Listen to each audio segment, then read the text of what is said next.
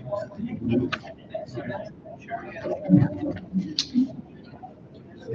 if you are. Good evening, everybody. Can you hear me okay?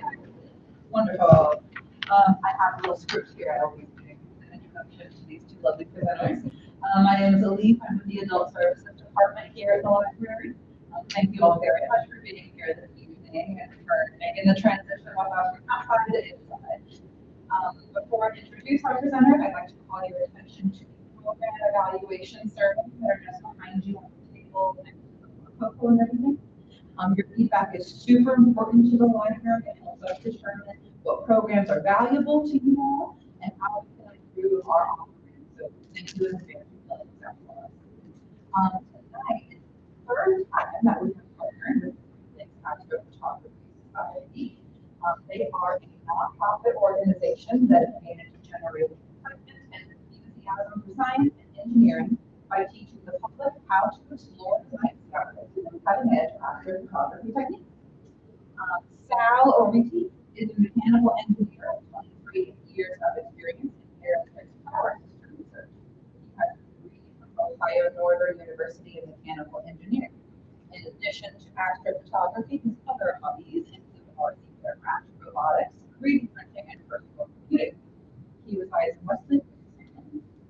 Christopher McDonald owns and operates OpsShare, a data management, reporting, and analytics firm serving schools across Ohio. He has a bachelor's in urban studies and a master's in public administration from Cleveland State University.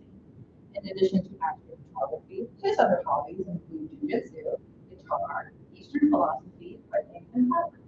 He resides in Westlake with his 3 children. So please, everyone, help me give a warm welcome to Chris and Sal.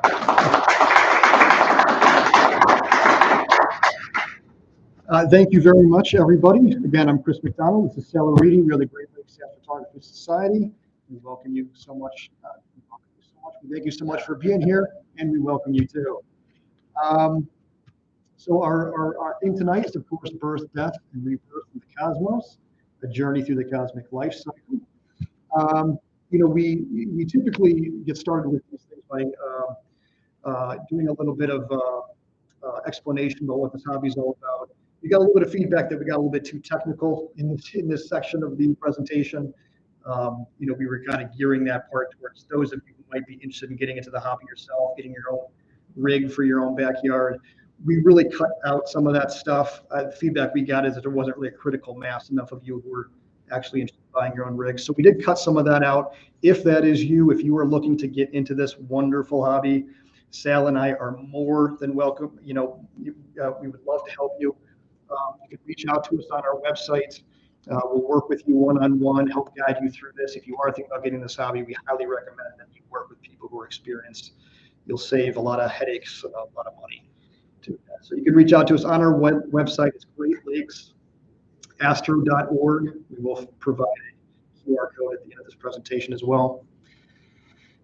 So we do again, we do kind of like to get all of you kind of up to at least a base level, kind of understanding about what this hobby is all about, what we do it. So why astrophotography?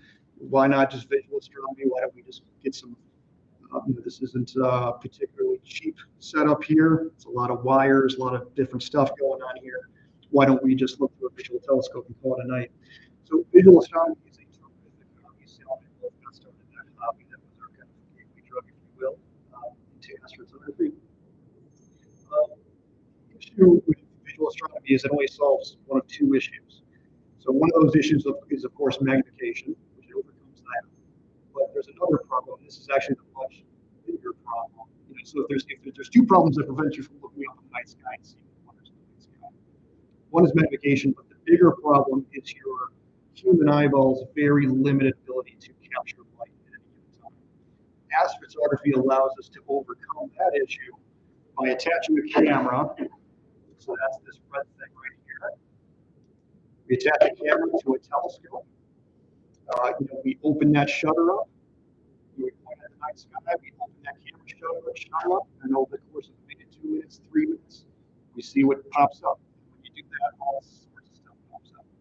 And if it's not tiny, it's not distant, there is so much in our neighborhood you wouldn't imagine. The main reason why you don't see it is that light gathering issue. So these are kind of the main characters that you're going to get on any given night. Planets are very common. We got Saturn up right now, so we're going to be taking a look at that a little later. Jupiter, Venus, Mars. I wouldn't say they're up every night, but a lot of nights out of the year, maybe some early mornings too. I do believe Venus is up right now in early morning. Planets are very common. Galaxies, they're like sand.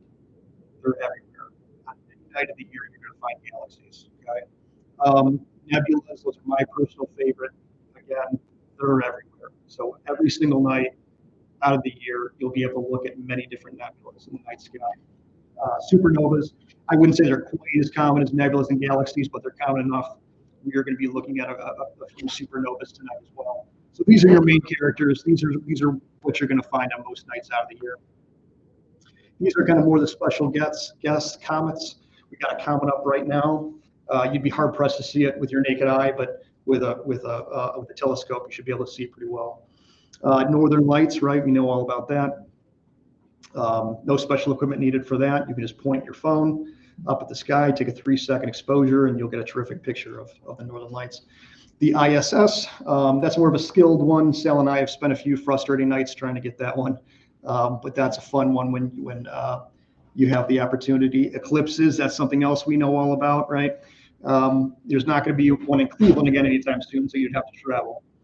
But if you were familiar with when we did have the eclipse, we had that local live stream from Science Center downtown. If you remember seeing that, it made the national news, local news, national news. If you look underneath, if you can go back and find that, you see a little S.O. Reedy in the corner. That's Mr. Sal Reedy right here. So that was, we can thank Sal for that video. He never brags about that, so I have to brag for him.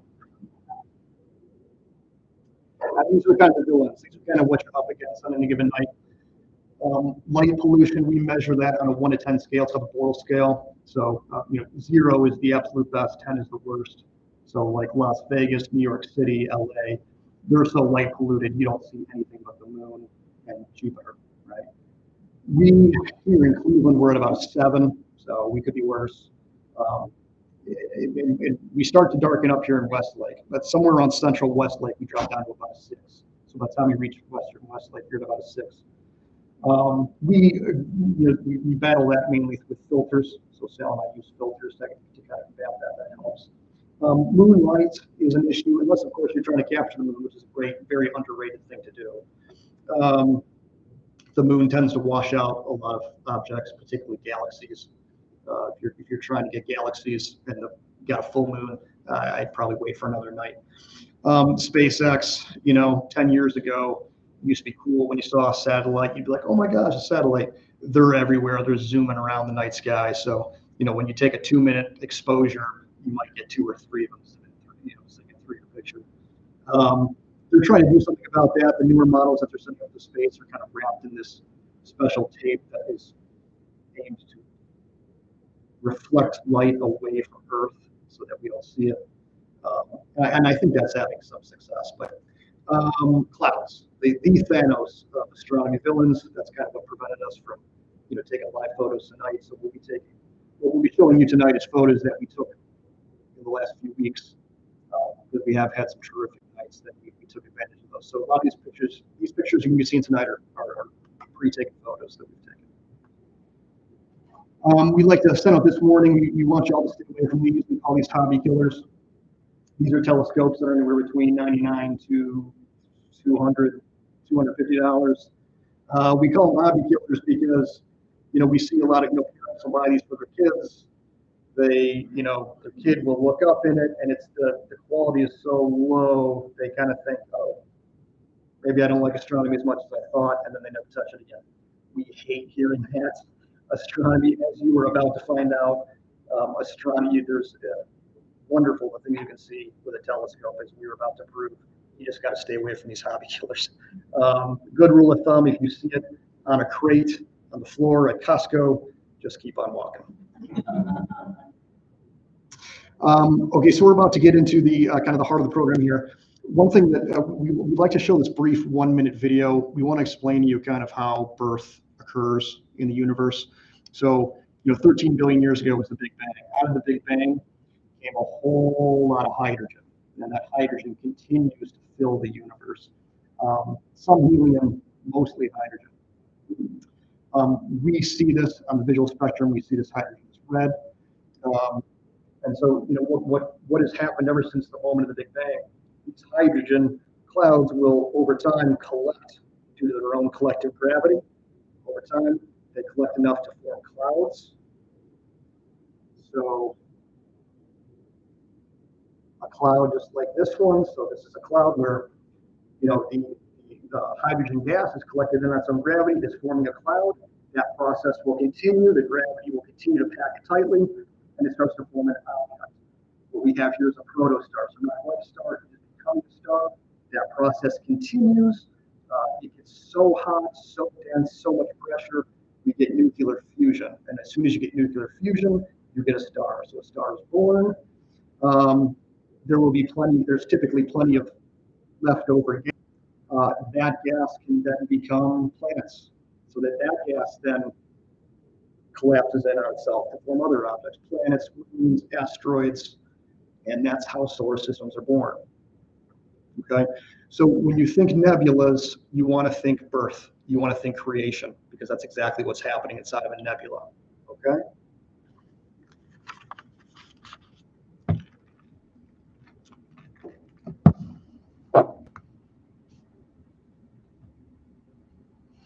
Okay, so getting into the heart of the program here, again, this is birth, death, and rebirth in the cosmos.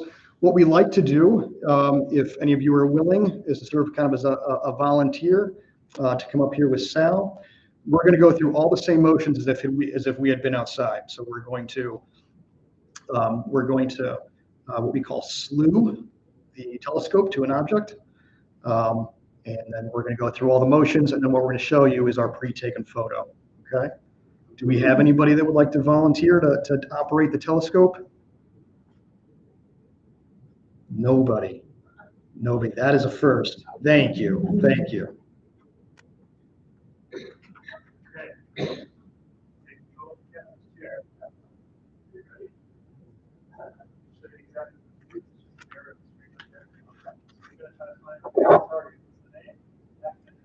Nebula.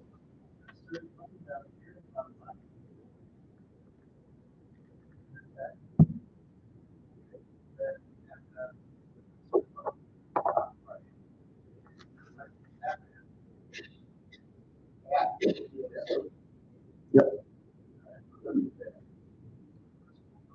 Telling us how high it's going to get in the sky and what direction it is in the sky. Yeah, maybe we're on this first field right here.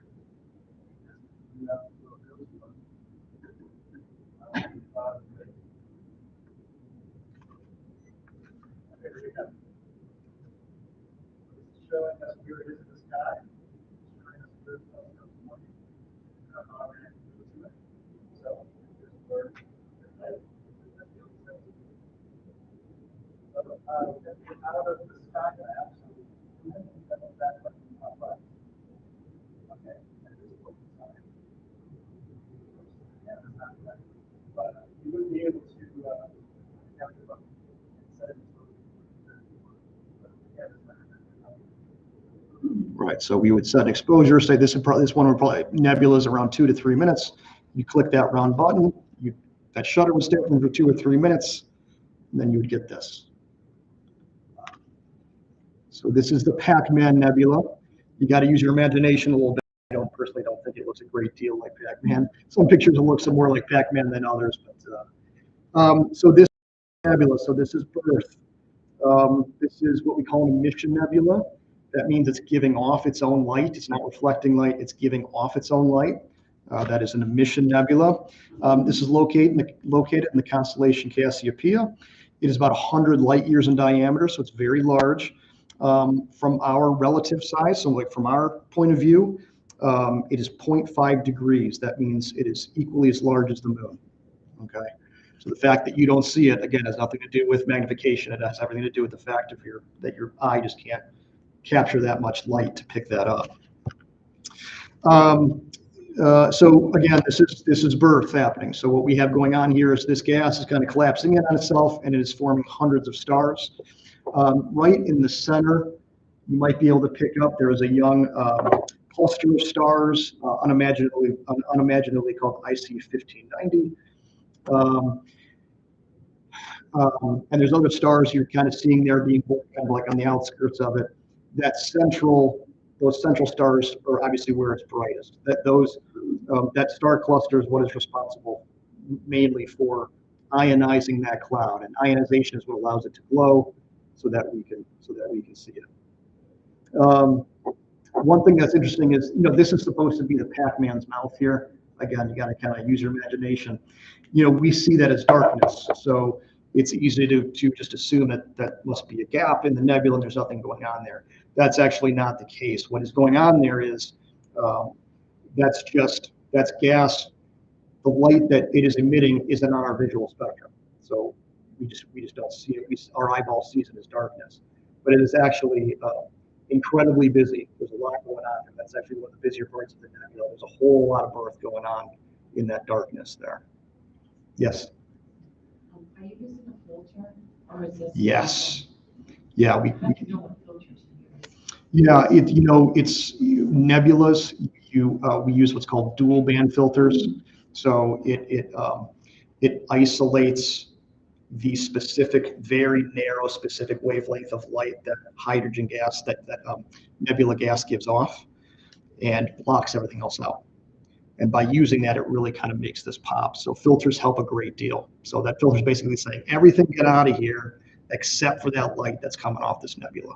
And because luckily enough, nebulas are all kind of at that same spectrum, you can kind of use them for almost all nebulas. You're welcome. Okay, next up is the Pelican Nebula. Am I assuming nobody else wants to give the ray a shot? Yeah, thank you. Do you want to try? Yeah, okay.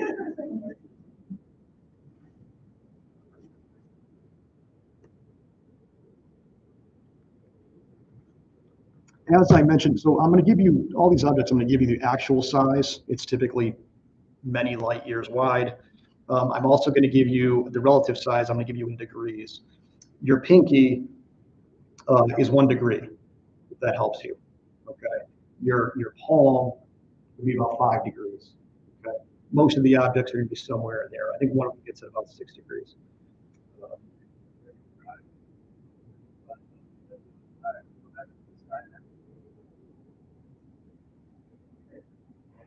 Search button on file 1. Okay. Got it. Okay, it shows right up there. Perfect. You can click on either one of those. All right, so this target will be really high in the sky, actually. So this is a great all year round for you. Here to the northeast, almost straight up. So you can go ahead and click on that field, and then it'll give you the option to go to. It doesn't stay.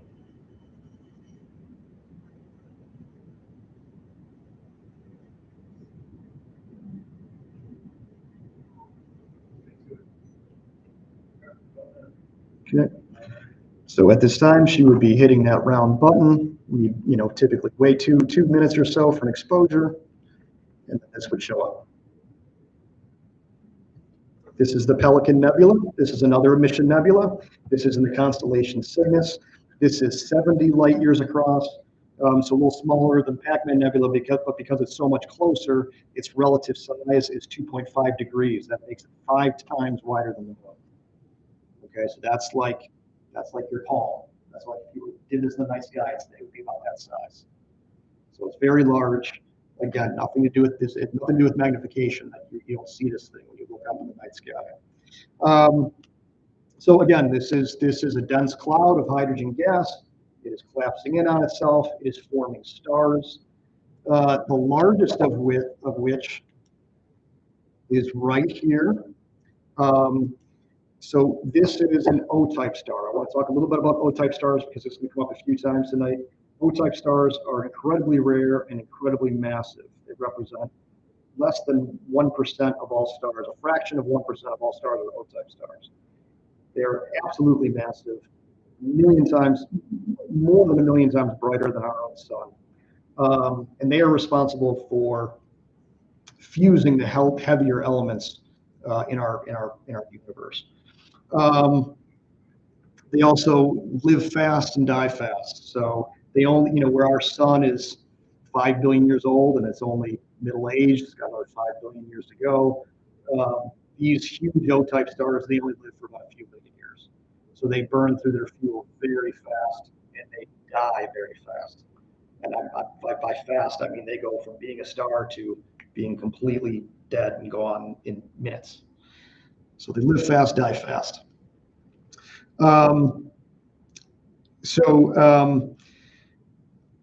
Yeah, so this O-type star, it is so powerful. When I say, when you think young stars, you want to think energy, just like anything else that's young has energy, right? A toddler, a puppy, a kitten, young stars are full of energy. And literally what that energy is UV light. So a very powerful wavelength of light firing at these clouds, knocking the electrons right off those hydrogen atoms and ionizing them. When so these electrons are getting knocked off, eventually when the electron kind of meets back up with another atom, with another hydrogen atom that needs an electron, there's a process that occurs where the energy kind of downshifts, and we see one of those stages of downshifts right here. We see that our eye picks that up as red. So there's hundreds of stars being born here, but it's really that O-type star that's really kind of providing that brightness we're seeing.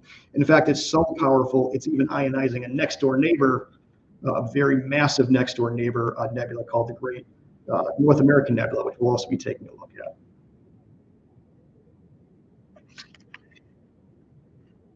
Okay, I feel like we should probably just have, is there anybody who's willing to be our designated telescope person? Yes, thank you.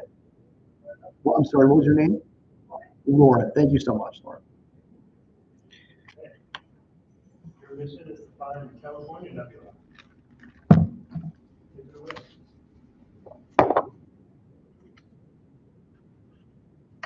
Definitely. All right, this one's pretty low.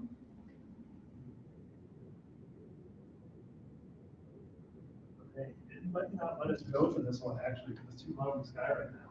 See how close it is to the horizon? Causing some danger of colliding. But try click and go to. Let's see what it does. Probably going to get some error. Yeah.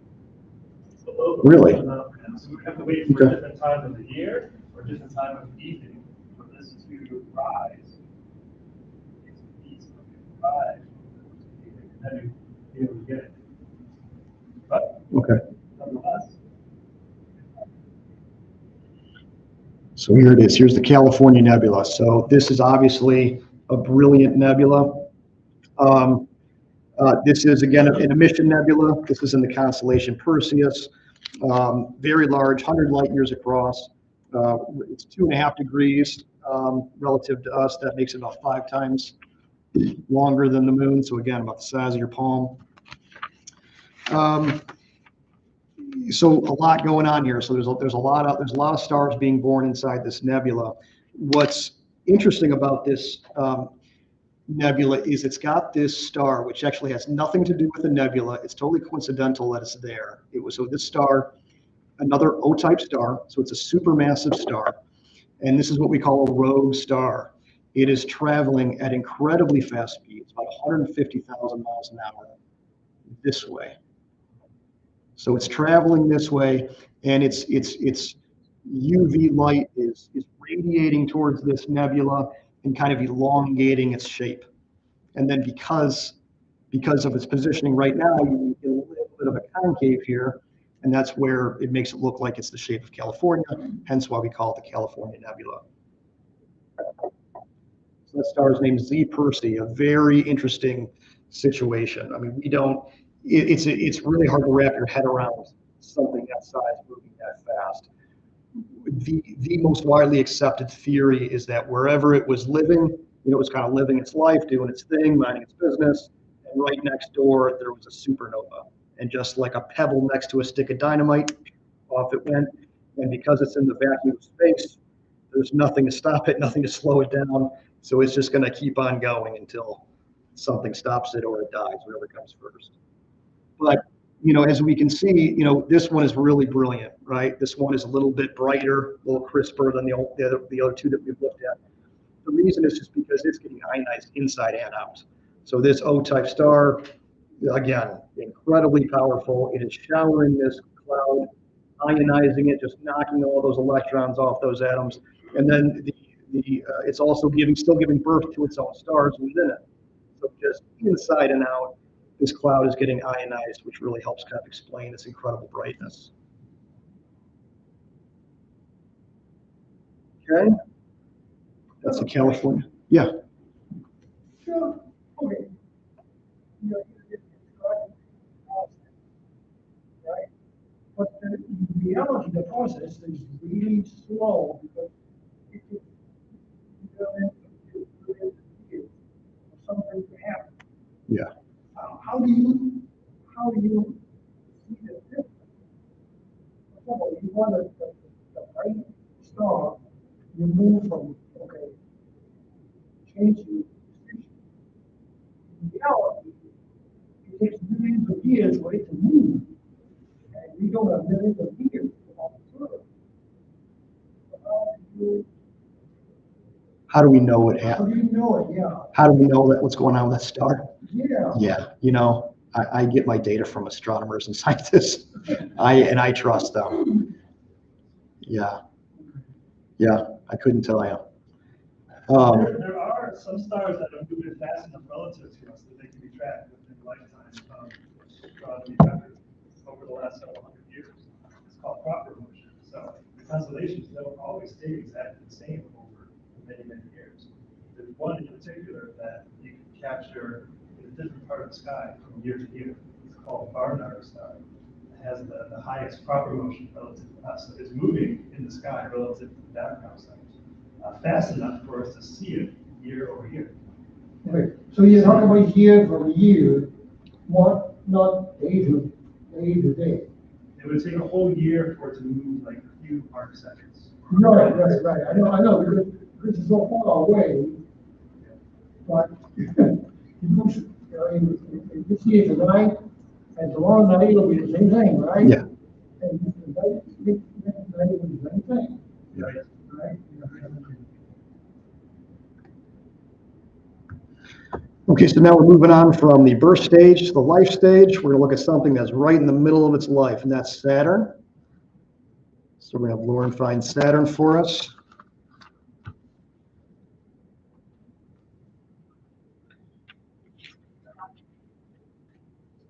Yes.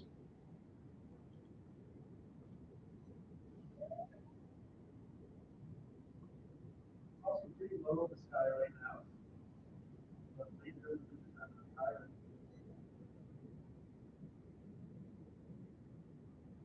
Okay.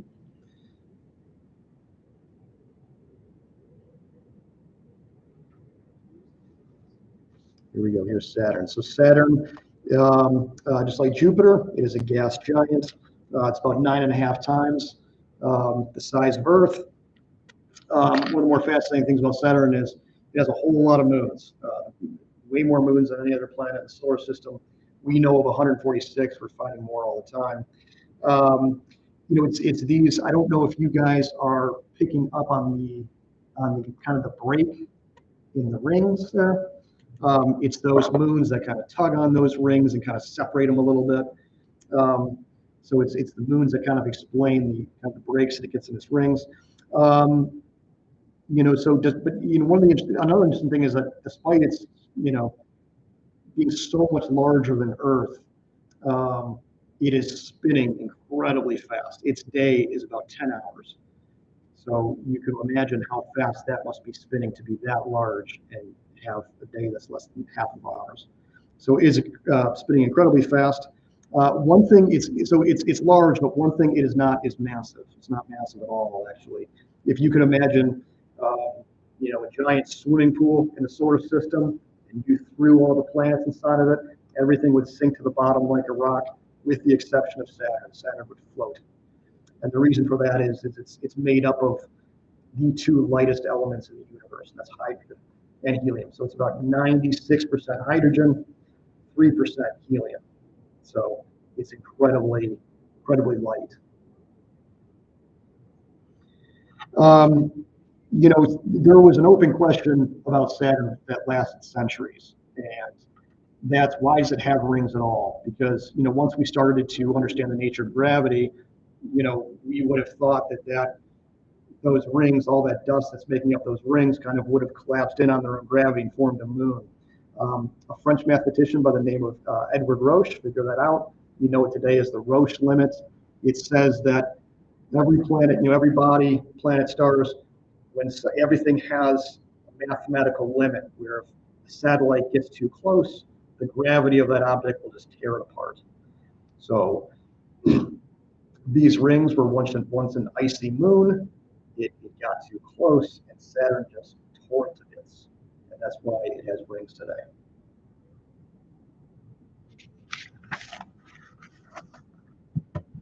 Okay, we're going to move right along to the death phase here. We have to learn to find the Western Veil Nebula. So these next objects are going to be objects that were born, lived their lives, and their lives came to an end. I'm going to take a look at what that looks like.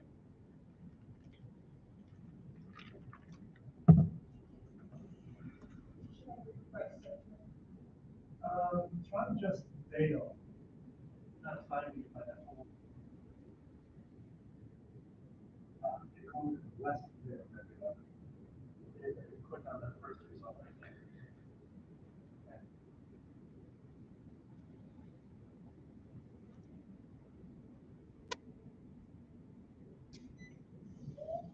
This one should be almost straight up.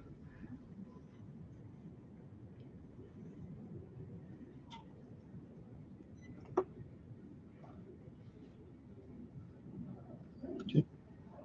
This is the Western Veil Nebula. It has a nickname of the Witch's Broom. This is what this is a supernova remnant. This is located in the constellation Cygnus. It's about 35 light years across, 1.5 degrees wide, so that's about 3 times wider than the moon. So the reason why we're seeing new colors here that we haven't seen yet is because this was a supermassive star. It was spent its life fusing lighter elements into heavier elements, and then when it died, it spread those elements all over the region. Okay, so this green we're seeing is oxygen. The red we're seeing is sulfur. There is some hydrogen still in there, but it's mainly sulfur that we're seeing. That kind of central star right there, that's coincidental. That is 52 Cygni. That is a not quite as large as an O-type star. It's a K-type star, still very large. It's actually, the star is much closer to us than the supernova remnant is. That's why it kind of looks like it's overlaid on top of it.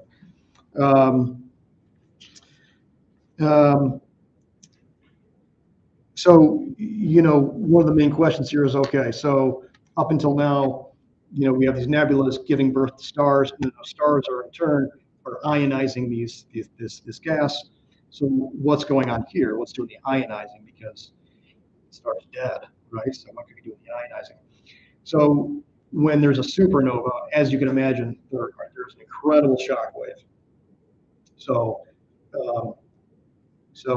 that shock wave is pretty much what it is kinetic energy. That energy is carrying an incredible amount of heat. It's shearing those electrons right off these atoms and causing the ionization. One thing I remember when I was learning about supernovas, I had a hard time wrapping my head around this, because you would think that the explosion would have far out-traveled the material from the star.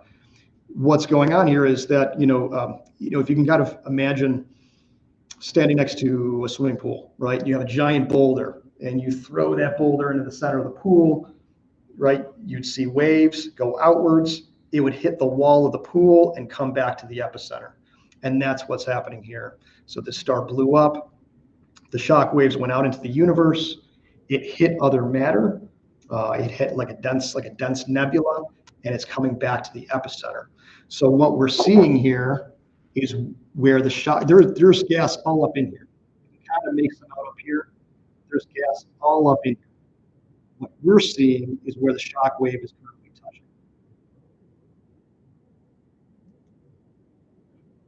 Right? I mean, it kind of looks like a shock wave, doesn't it? Once that's explained. So it's that original shock wave still rippling its way through space that's causing all that ionization. Okay, we're going to go right over to, there's really not even any point, Lauren, in having you move to this. It's its next door neighbor. This nebula is part of a larger complex that is so large, even with these low power telescopes, and this is a low power telescope, we couldn't get it all in one picture. So this is the Western Veil Nebula. No, I'm sorry, this is the Eastern Veil, nicknamed the Bat Nebula, for kind of looking like a bat. Like here's the wing, here's the body, and it's kind of got a wing that kind of goes that way. Same size, 35 light years across, about 1.5 degrees. This is kind of the brighter, more complex half of the Veil Nebula, where the Western Veil kind of looks delicate and filamentary. This is quite a bit denser, kind of woven arcs and folds. So this is kind of the denser half. So like I said, this is a part of a huge, the supernova is huge. So what Sal did once a couple years ago now, he took a bunch of photos and then spliced them together. This is what he got. Right, so here's that Eastern nebula, like that map. There's the richest purple. So this is a good picture of the whole region. So this happened pretty recently. So this happened about 10,000 years ago, and on a cosmic scale, it just happened, right? So this is new. This whole thing is about 110 light years across, 3 degrees. That makes it 6 times wider than the moon. Okay, so it's huge. And because it only happened 10,000 years ago, that means humans would have seen this thing. And when they would have seen it, they would have witnessed one of the most incredible cosmic events in human history. I mean, this would have blown their minds. You would have seen it. It would have been so bright, you'd have seen it during the day, just like how we can see the moon during the day. They'd have seen this during the day. It would have been brighter than the moon.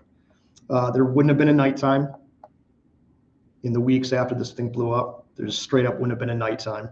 It wouldn't have been this expanded yet. They would have seen it as like, they would have thought another sun was born, is probably what they were thinking. So there just straight up wouldn't have been a nighttime for the first several weeks. And then it kind of dimmed out over the course of months and years. But we know that humans were taking an interest in space then because we have their cave drawings, and they were drawing things like, stars and constellations, and they were already taking a deep interest in space. This must have just blown their minds. I mean, who knows? Maybe they were panicking. Maybe they're freaking out. Let's try to figure out what's going on. But yeah, so 10,000 years ago, humans got to witness probably the greatest cosmic event in human history.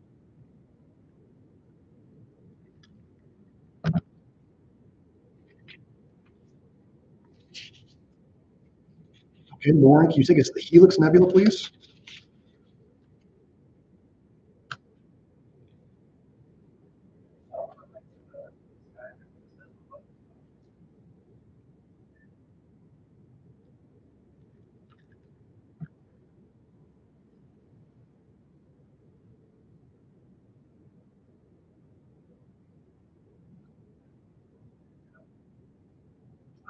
These days, you never tell us that's high. Yeah, You know, yeah. Small telescopes are where it's at, I'm telling you. Well, magnification, you will find very quickly in this hobby, is the most overrated thing.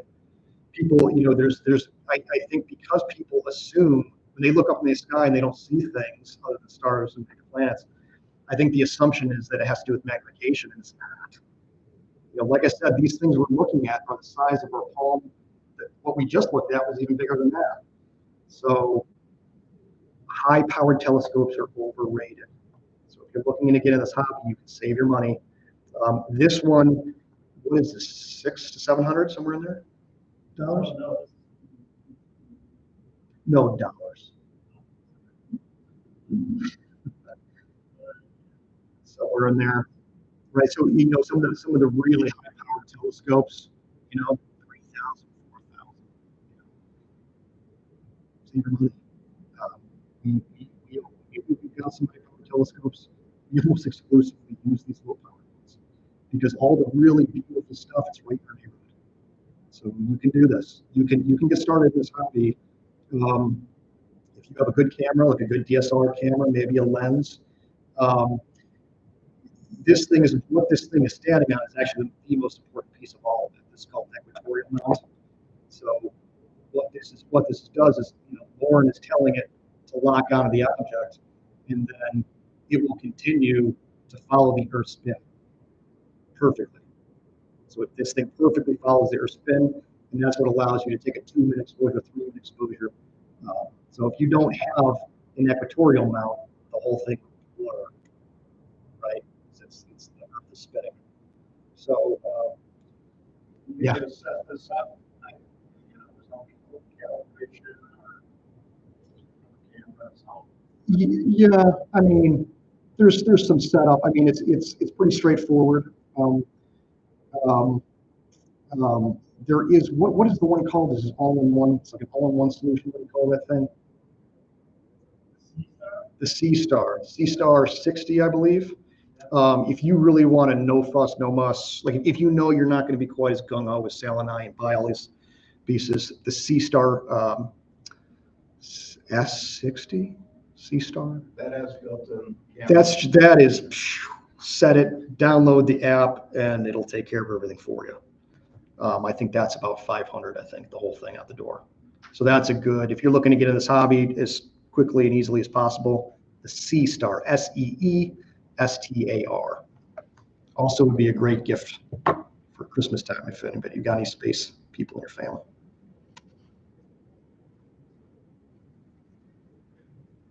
This is the Helix Nebula. So this is what we call a planetary nebula. It's a misnomer that we just never bothered to fix. Hundreds of years ago, the astronomer that discovered this thing thought it was a planet. He thought it was like a ninth planet. The name stuck even after we discovered what it actually was. That's why we call these planetary nebula. Okay. But what this is what happens when a medium to smaller star dies. So those large supermassive stars, they explode spectacularly. This is more what I mean. This is basically we're seeing in time this is what our sun's going to do in about 5 billion years. It's a much slower, gradual process where a supermassive O-type star. I'm literally minutes. It's a star doing its thing to its manners exploded all over the place in minutes. This happens over the course of tens of thousands of years. So, just like any other star, it's fusing hydrogen into heavier elements, hydrogen into helium, and helium into heavier elements. It doesn't. A star of this size can't fuse as much as a large star can. It doesn't. The elements don't get that heavy, but we still see a lot of fusion going on here. So, when a star of this size kind of reaches the end of its life, the very first thing it does is it turns into a red supergiant. That's stage one, and then the fusion that occurs, they happen in layers like an onion. You can kind of see how the colors change as you go towards the center. The lighter elements are always on the inside. The heavier elements are on the inside. The first thing it does after it goes supernova is it just starts to release that hydrogen. It's release the hydrogen, and then it goes to the next level, which would be helium. And then the helium goes, and then it keeps going to the inside until eventually it's all gone. Because there's no nuclear fusion happening. There's no energy. That's it's the nuclear fusion that balances out the gravity. And when that balance isn't there anymore, the rest of that star just collapses in on itself to become an incredibly, incredibly dense object called white dwarf. And I don't know, this picture is a little bit too exposed, I think, but you might be able to make out right in the dead center of that thing. There's a tiny white dot. That is the white dwarf. That's the remains of that star. So yeah, the again, lighter elements are on the outside. That we're seeing hydrogen and helium there on the outside. The orange is sulfur. Then it continues to get heavier. That's the green and yellow. That's nitrogen, and then that blue we're seeing is oxygen. I think just like layers to an onion.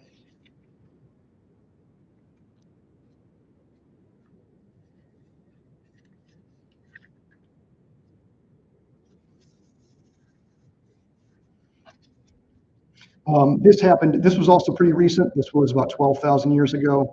Wouldn't have been as spectacular as the supernova we saw to those humans.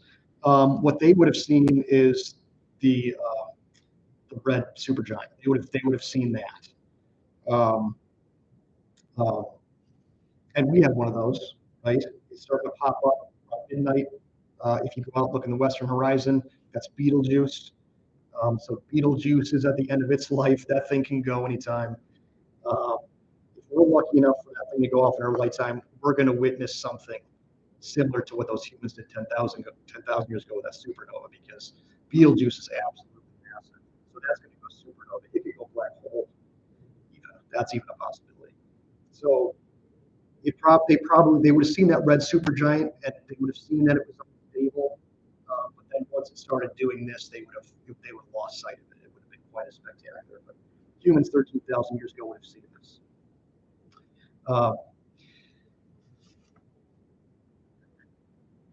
Let's see.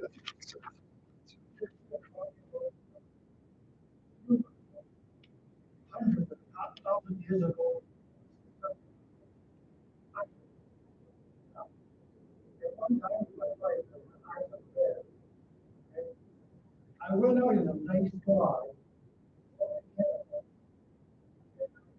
sky, and we just full of stuff, right? So, it's a telescope. You say, okay, I want to see the guy again. And he'll do it for you. Yeah. But for people of many years ago, okay,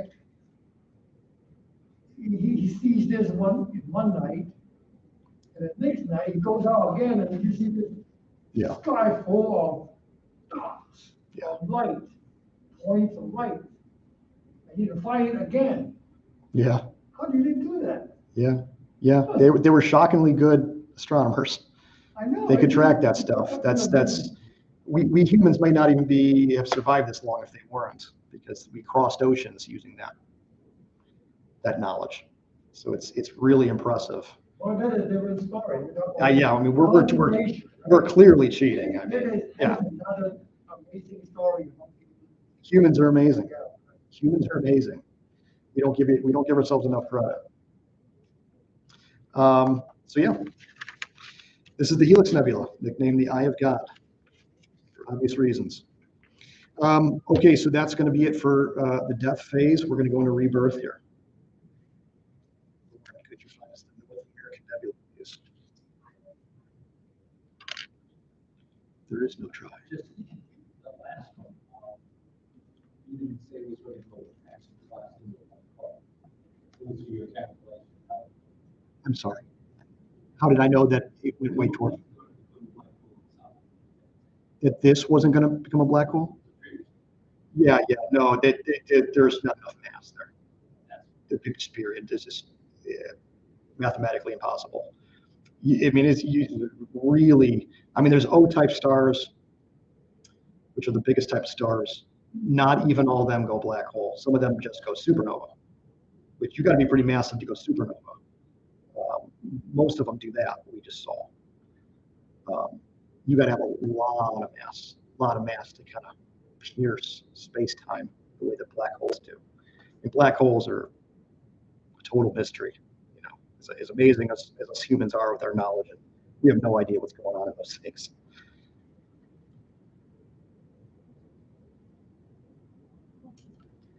So this is the North American Nebula. So this is the first object we're looking at that kind of represents rebirth. This is another emission nebula. This is in the constellation Cygnus. It's about 50 light years across, so you know, extremely large. Its whole area takes up about 48 times greater than the area the moon does, so absolutely massive. But this represents rebirth. You know, as we're seeing here, this isn't just red here, right? We're seeing a lot of different other colors. This is a picture Sal took. Excuse me.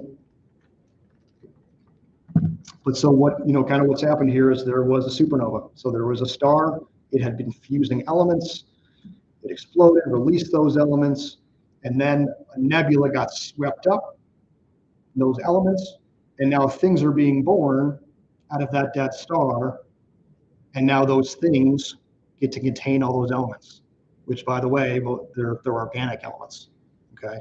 So there's thousands of stars being born here.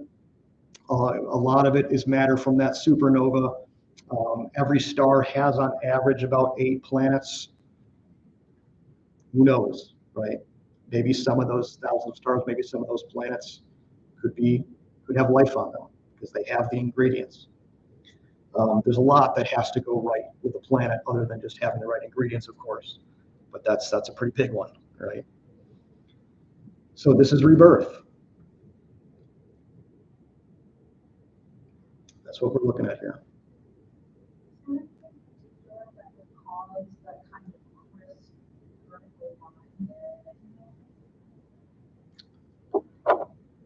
Here.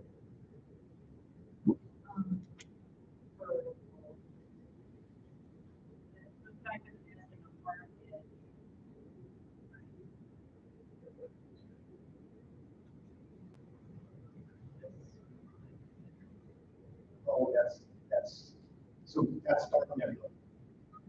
That's not nothingness. So just like that other nebula I was talking about, where the Pac-Man Nebula, where I said the mouth looked like it was nothing, but it's just gas that isn't emitting light that's on the visual spectrum. Same thing. There's plenty going on there.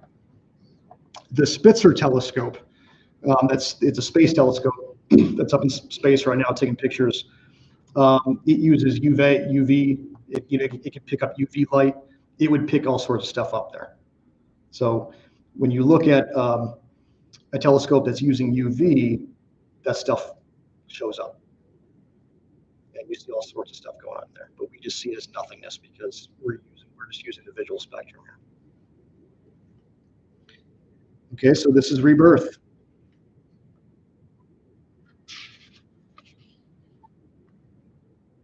Next up is the Elephant Trunk Nebula.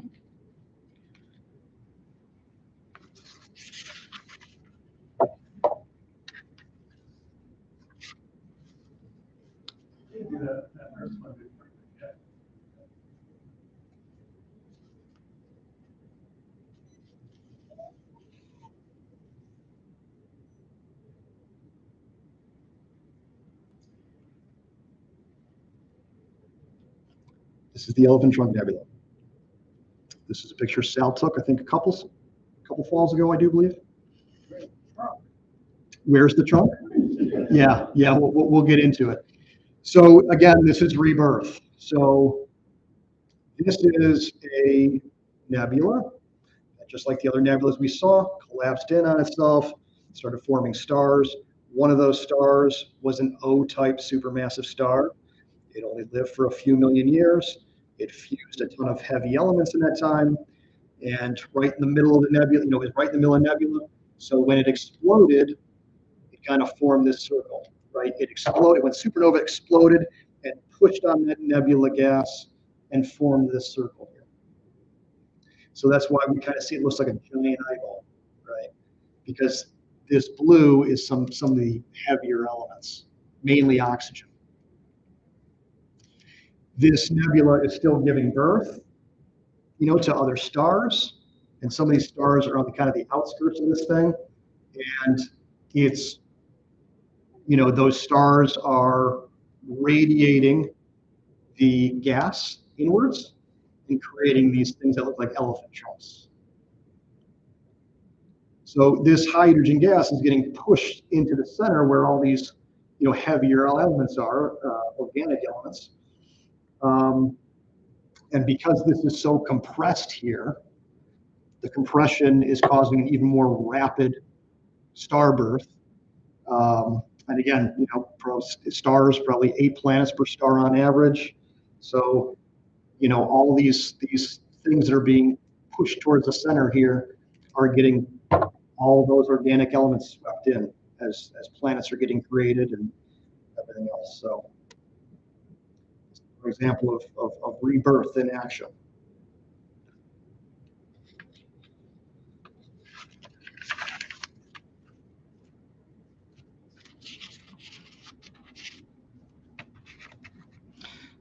So this is going to be the last final stop of the evening. This is the Andromeda Galaxy.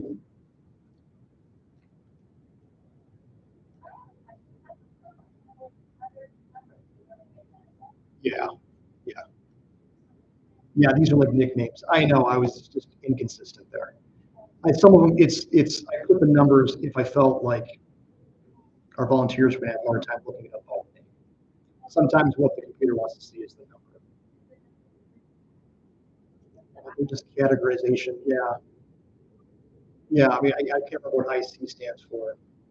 It's more recent catalog than the originals, and there's hundreds.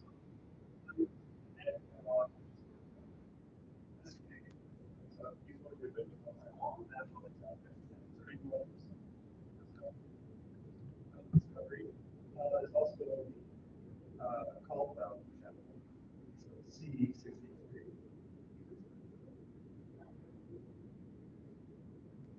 This was the NBC catalog, which is now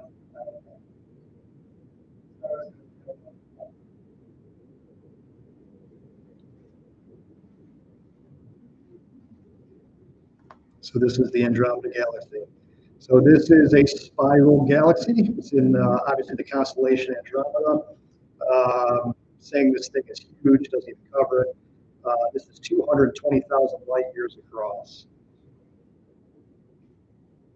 From our perspective, it is 3 degrees. That makes it about 6 moons wide. So even bigger than the palm of your hand. So yeah, it just so happens that our galactic neighbor is absolutely massive, just absolutely huge. This is a giant among giants. It is so huge that it has other galaxies like planets have moons. So these are what we call satellite galaxies. So these are rotating around the galaxy. So it collects galaxies like planets collect moons, like stars collect planets. It's absolutely massive, an absolute giant. And we're no slouch ourselves. The Milky Way is very large. We're much larger than average for a galaxy. The Milky Way is actually, despite the fact that it is much larger than the Milky Way, we're actually equally as massive because our galaxy has about equal amount of mass as Andromeda does. But we're showing this for last because this represents the whole cycle. It kind of has everything going on at once. We have birth, life, death, rebirth. It's all happening in here all the time. So this is 2.5 million light years away.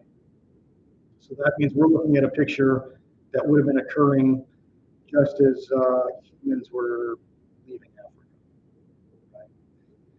Africa.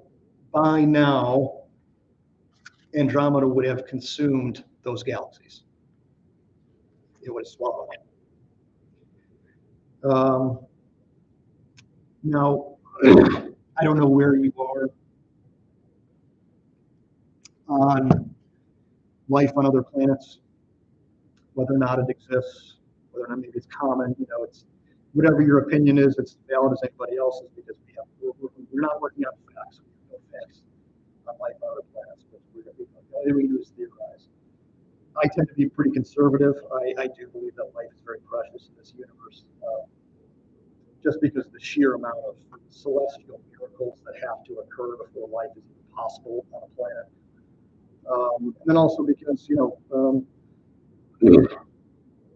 even on this Goldilocks planet where there's all those celestial miracles did occur, life only happened once that we're aware of. It only happened once, and we're all related to that single life form. So, it's not like we have different life forms just popping up on this planet. That's not the case at all. So I tend to be very conservative. I do think life is very precious in this universe. But I have to admit that, I have to concede that at some point the numbers start to win out. There are over 1 trillion stars here that we're looking at in this galaxy. Between all the satellite galaxies, there's probably another 1 trillion or so. Again, all those stars probably have planets, on average, about 8 planets. You can do the math. Even I believe at some point, yeah, okay, we're probably looking at life here. And so you have to wonder, was there life here that came to an end when Andromeda, maybe within Andromeda on these satellite galaxies? Was there life, complex life like us, maybe as advanced as ours, maybe more advanced, who knows? And did those lives come to an end when Andromeda swallowed them up? And you might think, what a tragedy, right? But then, is it, right? Is it tragedy or is it transformation? That would be a matter of opinion. That would be a matter of philosophy. So whatever your opinion is, it's as valid as anybody else's. But what is not a matter of opinion, what's not a matter of philosophy, is that everything in this universe follows this cycle. Literally everything. So once we embrace that as a fundamental reality of our universe, it's up to all of us to decide how we embrace that. That's it. That is our show for the evening. Thank you very much. Before you go, I have a couple things. One of them is very exciting. This is our QR code to our website. If you want to contact us, again, if you're thinking about getting into this hobby for yourselves, please reach out to us. Please don't do it in a vacuum. We'll save you a lot of time. We'll save you a lot of money. Sal would love to help you. So please, you can go to our website. You can reach out to us there. If you want to join the club, on our website, there's also there's a link to a form. You can fill it out, and it's just all it means is we'll keep you up to date on the stuff that we're doing. Okay. Exciting announcement. I'm so excited. We've recently received a grant from the Fro Ring Foundation, a generous grant.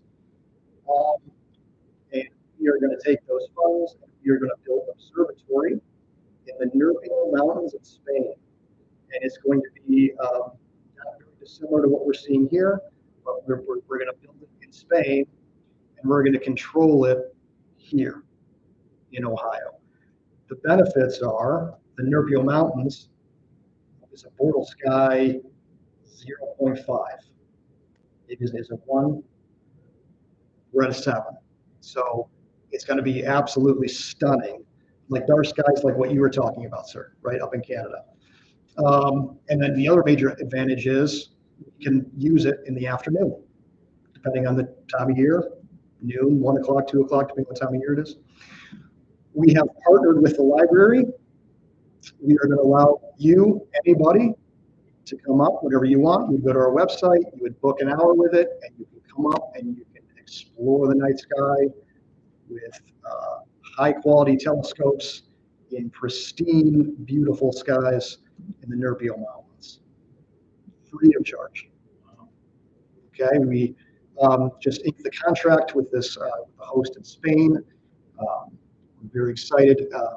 We're hoping to have it done around the holidays, maybe somewhat a little bit after the holidays. We will, if you register with us, we'll keep you up to date on that. The library will also do a press release when it's ready to go. But we just wanted to share that with you while you were here. Okay. So you'll get even better pictures than you saw here, because we're taking these pictures from Portal 7 skies. You'll be taking pictures of your own Portal 1 skies. Okay. Okay. All right, thank you, everybody. If you have any questions, Sal and I will be around for a little bit. You can feel free to hang out if you'd like and ask us whatever you'd like. Thank you so much for coming. We'll probably be back again later this winter, so keep an eye out for more events.